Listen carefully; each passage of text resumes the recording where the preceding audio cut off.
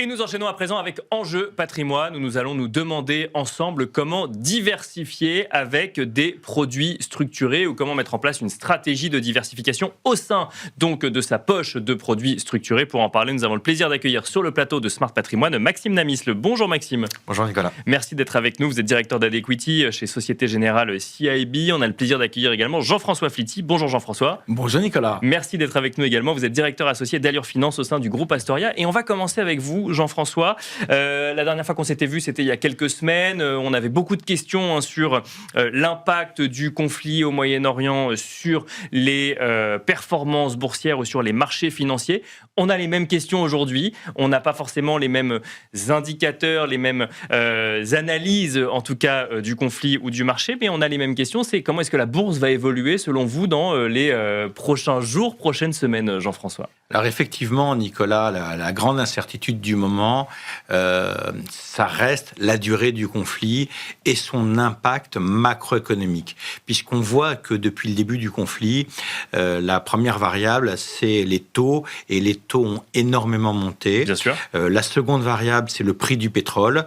À hier soir, le prix du Brent était autour de $110, le prix du pétrole physique autour de $140, ce qui génère une forte inflation et des perspectives d'inflation tout aussi importantes. Là-dessus, les banques centrales sont en train de réfléchir à des remontées de taux d'intérêt, et donc nous arrivons dans un scénario de stagflation. Une autre question sur laquelle on peut s'interroger, c'est: va-t-on vers une récession ? On ne le sait pas encore, on n'espère pas, mais la vraie question est: va-t-on vers une récession ? La durée du conflit va nous donner des éléments de réponse. Est-ce que le conflit va être long, ou est-ce que dans les prochains jours, une paix va s'annoncer ? Voilà. Sachant qu'il y a des effets d'annonce, notamment du président américain sur le sujet, mais pas de certitude des marchés à l'heure actuelle qui ont appris à digérer les effets d'annonce du président américain avec prudence. Effectivement, et pendant qu'il n'y a que des effets d'annonce, les acteurs macroéconomiques, les entreprises ralentissent. Donc on perçoit aussi bien au niveau européen qu'au niveau mondial cet effet de ralentissement généralisé, l'investissement qui s'arrête, l'emploi qui commence à souffrir, et donc tous ces signes macroéconomiques ne sont pas bons pour les futurs résultats des entreprises.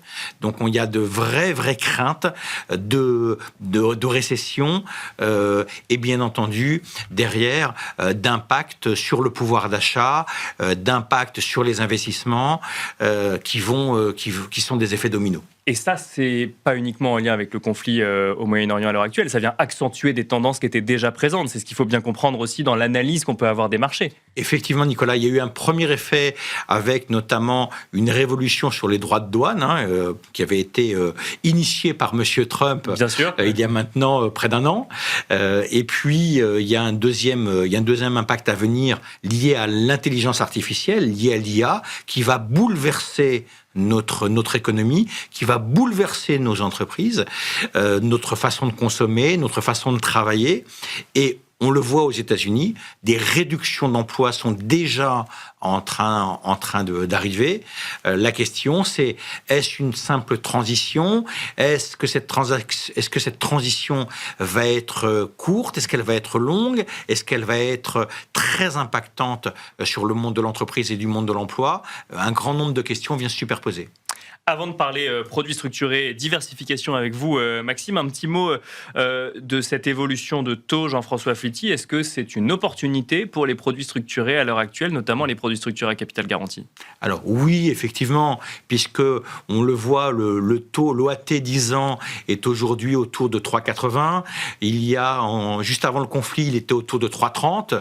Donc on voit cette remontée très importante de l'OAT. On le voit, bien entendu, le taux de swap est autour de 3%. Donc, en fait, toutes ces matrices sont importantes pour la création de ce type de solution. Comme l'avait expliqué Maxime il y a quelques semaines, deux des indices forts pour créer une solution structurée sont bien sûr les taux et la volatilité. Bien sûr. Donc, je laisse Maxime pour compléter, évidemment. Et ben notamment sur le sujet de diversification. C'est vrai qu'on avait commencé à évoquer notamment la valeur liquidative de ces produits structurés il y a quelques semaines, Maxime. Aujourd'hui, je trouvais intéressant de revenir sur comment est-ce qu'on fait pour diversifier dans ces produits structurés ou avec des produits structurés à l'heure actuelle. Merci Nicolas. Donc c'est une très bonne question et c'est une question qui est d'autant plus importante dans le contexte actuel qui est très incertain pour le coup. Donc le produit structuré, il n'échappe pas à la théorie de portefeuille global, c'est-à-dire que la diversification, ça reste le maître mot et je vais vous donner un exemple pour vous illustrer ça. Aujourd'hui, parmi les produits qui sont les plus plébiscités dans le marché, on a les produits dits Athéna, Phoenix, Autocall, donc c'est des produits à remboursement anticipé.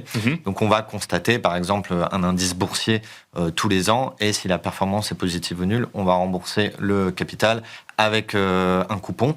Ces produits-là aussi, ils sont construits d'une telle manière à ce qu'à terme, on ait une protection jusqu'à une certaine baisse, souvent jusqu'à moins 40 ou moins 50%.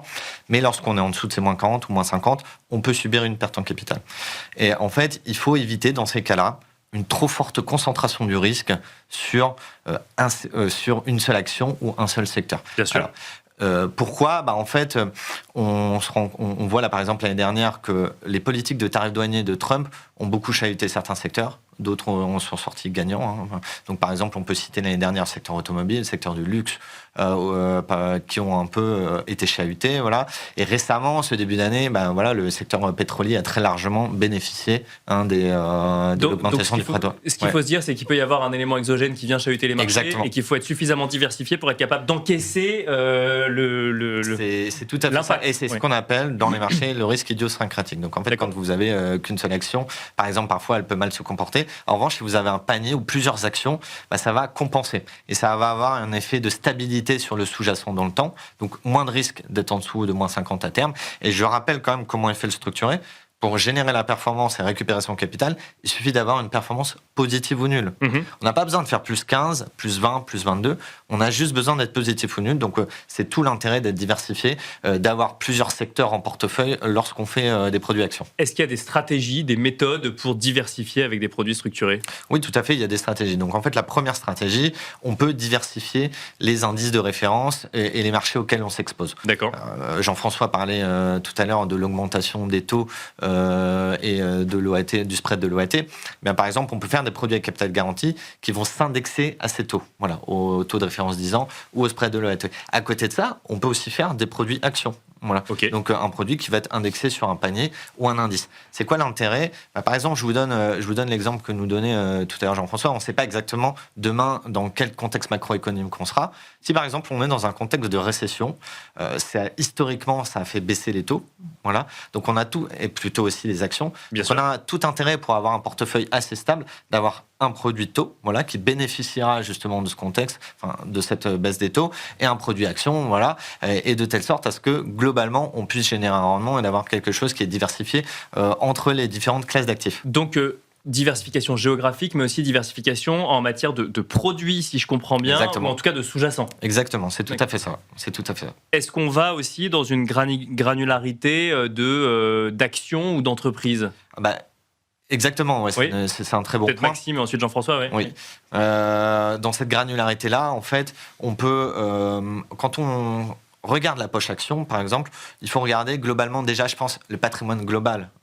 Comment est exposé le patrimoine global de son client. Et ensuite, on peut aller, au travers du produit structuré, aller chercher certaines thématiques, certaines zones géographiques ou certains secteurs qui ne sont pas surreprésentés ou sous-représentés dans le portefeuille et aller justement s'y exposer au travers du produit structuré. Jean-François, sur cette diversification, quand on la met en œuvre au quotidien, j'imagine que c'est ce que vous voyez, ce que vous faites. Comment est-ce que concrètement on les construit, ces stratégies de diversification ? Oui, alors il y a une double diversification. Comme l'évoquait Maxime, d'une part, il y a une diversification d'abord patrimoniale, c'est-à-dire avoir toutes les classes d'actifs, que ce soit l'immobilier, l'obligataire, les actions, les taux, le private equity, bien sûr, et tout ça de façon raisonnée et raisonnable. Ensuite, si l'on raisonne plus en micro, c'est-à-dire de façon beaucoup plus chirurgicale, beaucoup plus précise, quand chez Allure Finance, au sein du groupe Astoria, on fait une solution structurée, eh bien, on va aller chercher des sociétés, des large cap, plutôt des sociétés très, on va dire, très importantes, de grosse capitalisation, résilientes, et sur des secteurs dans lesquels nous avons une conviction, en tout cas une conviction à minimum de neutralité, c'est-à-dire que ce soit l'énergie, que ce soit la pharmacie, que ce soit les banques, donc différentes... des secteurs résilients, quelque part. Des secteurs très résilients. Et puis à l'intérieur de ces secteurs résilients, on va aller faire une deuxième diversification pour aller dire les télécoms, par exemple, et puis on va aller choisir les leaders dans ces différents secteurs. Et grâce à ça, on va composer des paniers très diversifiés. Nous, on regardait, on faisait une analyse ces 15 dernières années, nos diversifications ont permis 64 fois sur 65 de rendre à nos clients des performances entre 8 et 10% par an ces 15 dernières années. Donc, comme quoi, la diversification est vraiment la clé patrimoniale, la clé d'une saine gestion, la clé d'une gestion de bon père de famille. Donc, on y va via des indices, mais via des valeurs aussi. En fait, plus on diversifie les sous-jacents, quelque part, plus on a une stratégie de diversification sur les produits structurés efficace aussi, je comprends bien, Maxime. Oui, tout à fait, en fait. Alors, globalement, on l'a vu historiquement, les meilleures stratégies qui ont le plus fonctionné, c'est lorsque soit on avait un panier, plusieurs produits structurés avec différents secteurs, ou alors même au sein même d'un seul produit structuré. Là, on va aller essayer de diversifier au maximum le sous-jacent. Ce qu'on nous conseille et plébiscite aujourd'hui, ça va être quelque chose de très diversifié sectoriellement et géographiquement lorsqu'on s'indexe à un seul produit. Donc, par exemple, on peut avoir des stratégies dites transatlantiques, globalement, où on va avoir des expositions européennes et US, par exemple, via l'Eurostoxx et le S&P 500, mais on peut avoir des choses aussi plus larges. Des choses plus larges avec de l'Europe, de l'US, et aussi peut-être un peu d'émergent. Pourquoi de l'émergent ? Ça peut être intéressant de s'y exposer de manière assez limitée, tout de même, mais pour générer de la performance à l'avenir, à long terme. Par exemple, on a intérêt peut-être à s'indexer un petit peu à la Chine. C'est des stratégies aujourd'hui qu'on propose pour se diversifier. Comment on détermine quel produit structuré pour quel sous-jacent dans sa stratégie de diversification ? C'est là où on a besoin de se faire accompagner et c'est pas le même structuré partout ? Oui, tout à fait, effectivement. Il faut déjà regarder dans un premier temps quel est l'objectif de son client. Ça, c'est vraiment important. Si on a des clients qui ont un objectif très sécuritaire, on va plutôt avoir tendance à aller regarder des produits qui sont à capital garanti. Ensuite, une fois qu'on a dit ça, est-ce que je suis un client dynamique ou est-ce que je suis un client sécuritaire ? Au sein du portefeuille, on va regarder les expositions. D'accord. Oui. Okay. Et en complément, certains de nos clients sont guidés par une performance qui vont leur permettre d'avoir soit un complément de revenus, soit de faire mieux que l'inflation pour ne pas avoir une érosion de leur capital. Bien sûr. Parce que l'inflation qui remonte, on a aujourd'hui une inflation qui remonte entre 2 et 3% par an, et donc si on ne fait rien, eh bien en fait, leur capital est grignoté par l'inflation, par l'érosion, et ça, il n'y a rien de pire. Donc un certain nombre de clients ont besoin d'un complément de revenu, d'autres ont besoin de préserver leur capital. Merci messieurs, merci Jean-François Flitti, merci Maxime Namisle de nous avoir accompagnés. Et quant à nous, on se retrouve tout de suite dans l'œil de l'expert.